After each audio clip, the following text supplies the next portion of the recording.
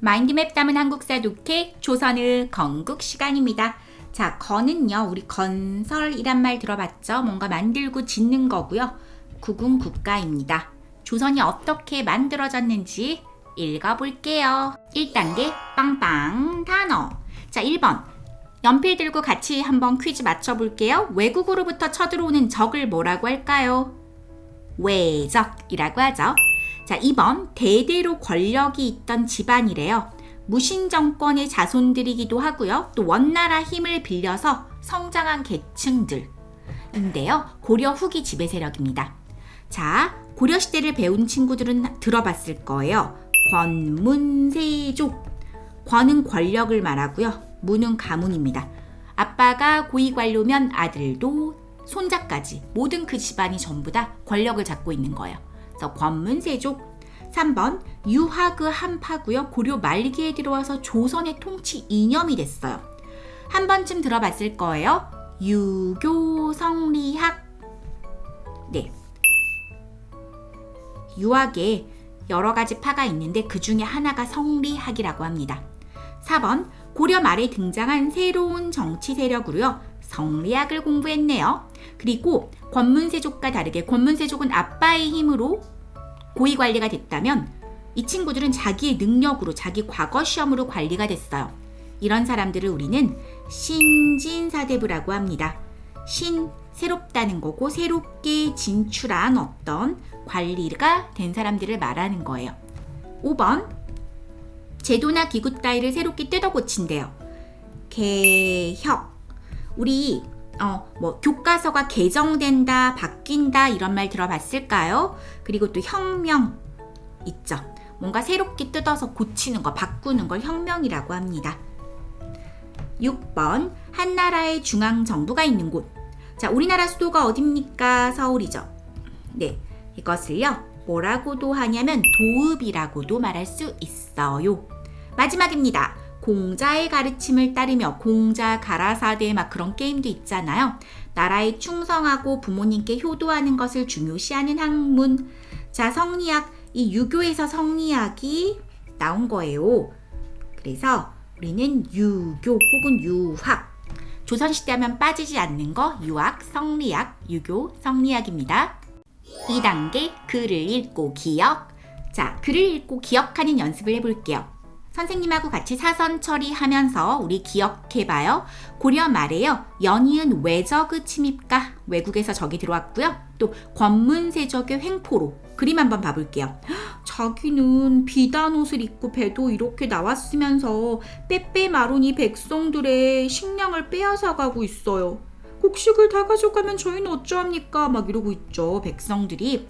횡포로 나라 안팎이 매우 혼란스러웠습니다. 이때요. 신진사대부들 중 과거로 등용한 신진사대부들 중 일부는요.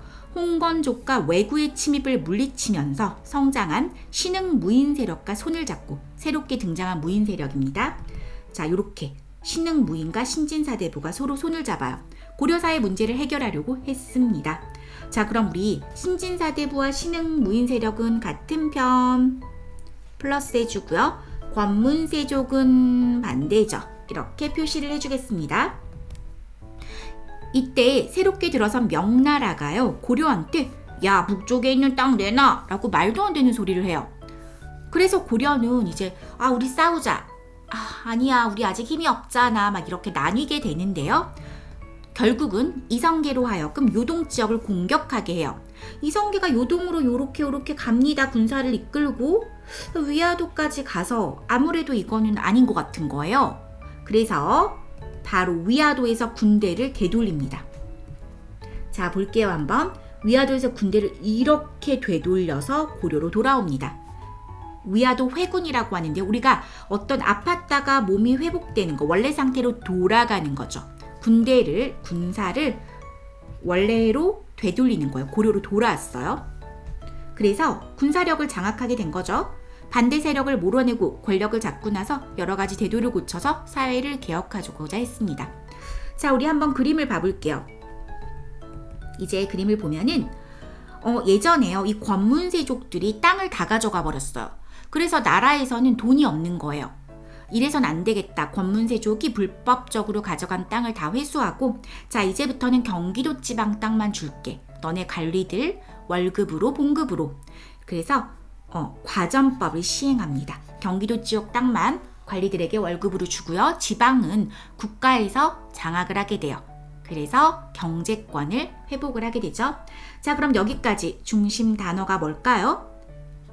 조선의 건국 과정이라고 해도 되고요. 배경이라고 해도 되죠. 그쵸? 몇 가지 있었죠. 뭐 권문세족, 위화도 회군, 신진사대부, 과전법 기억해 주세요. 하지만요. 신진사대부마다 고려 말의 어지러운 상황을 해결하고자 하는 방법이 좀 달랐어요. 자, 정몽주가 나왔어요. 정몽주는 고려를 지키자였고요. 정도전은 고려는 이제 글렀어. 이성계 중심으로 새롭게 왕조를 세워야 돼 해서 둘이 반대 의견을 가졌어요. 그러자 이성계 아들인 이방원이 정몽원을 죽입니다. 그리고 이성계를 중심으로 한 세력이 고려를 멸망시키고 새로운 왕조 빠밤 조선을 건국합니다. 그리고요. 고려의 수도인 개경에서 오늘날의 서울인 한양으로 도읍 수도를 옮기게 됩니다. 자, 여기까지 무슨 내용이었습니까? 조선 건국. 드디어 조선이 건국했대였죠. 자, 조선이 한양을 도읍으로 삼은 것은요.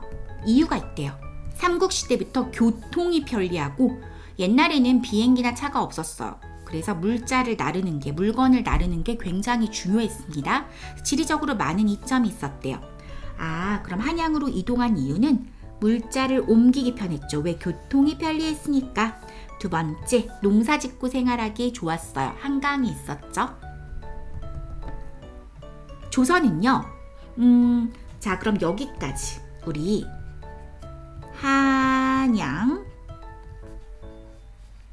한양을 도읍으로 이전했죠. 네, 한양 도읍이라고, 한양을 수도로 함이라고 적어 놓을게요. 이유가 두 가지였죠. 교통, 농사. 자, 마지막입니다. 조선은요, 유교 정치 이념을 내세우면서 유교, 조선을 하면 빠뜨릴 수 없는 유교 기억나죠? 공자 가르침, 나라 충성, 부모 효도. 백성을 근간으로 삼았어요. 나라의 근본으로 삼았고, 그래서 왕은 충성스러운 신하를 뽑고 신하들도 바른 정치를 하려고 했고요. 백성들도 나라에 충성해라 라고 강조했습니다. 자, 왜 유교를 나라의 근간으로 삼았는지 좀 이해가 되죠? 충성하라는 거죠. 자, 이런 생각을 담아서 우리가 지금 알고 있는 궁궐과 사대문을 각각 유교에서 강조하는 덕목으로 이름을 붙였대요. 경복궁 가본 사람들 있죠? 경복궁. 임금이 덕으로서, 경복이라는 건 복은 복이죠. 자, 임금이 덕으로서 나라를 다스려서 큰 복을 누리라는 뜻으로 경복궁이라고 지었고요. 또 숭례문, 현재의 남대문입니다. 네, 여기 숭례문이죠. 숭례문은 예를 숭배해라, 예를 소중하게 여기란 뜻으로 숭례문이라고 이름을 지었다라고 합니다. 자, 그럼 마지막 단원. 자, 난 여기까지 무슨 내용이었을까요? 네, 바로 조선의 건국이념 유교라고 정리할 수 있으면 되겠습니다. 3단계 마인드맵 정리. 자, 첫 번째 조선 건국의 배경 기억나죠? 권문세족 외적 침입. 자, 권문세족이 자기는 이렇게 비단 옷 입고 막 배가 볼록 나와 있는데 어땠어요? 백성들한테. 빼빼 마른 백성들한테 야, 나 먹을 거 네 거 다 줘. 다 내 거 막 이랬죠. 그래서 백성들이 살기가 너무 힘들었어요. 그러자 신진사대부 이렇게 관리 모자도 쓰고요. 우리는 책을 읽고 과거 시험으로 내 능력으로 나는 관리가 된 거야 라고 했죠. 신진사대부가 등장을 했고요. 그리고 또 신흥무인 세력과 손을 잡았죠. 신흥무인 세력. 네. 그리고 위화도 회군, 요거는 요렇게 표시해 주세요. 위화도에서 군대를 놀려서 뭘 얻었죠? 군사력을 얻게 됐고요. 또 국가 재정이 너무 힘들어요. 그래서 지방에 있는 토지는 국가에서 다 관리를 하고 수도권에 있는 지역만 관리들에게 월급으로, 봉급으로 주었습니다. 그래서 경제력을 얻게 되죠. 자, 이것을 기반으로 조선이 빠밤 하고 생기게 되고요. 건국이 됐고요. 조선은 한양을 도읍으로 했어요. 왜? 첫 번째 교통이 좋았고 두 번째 한강을 끼고 있어서 농사 짓기가 좋았습니다.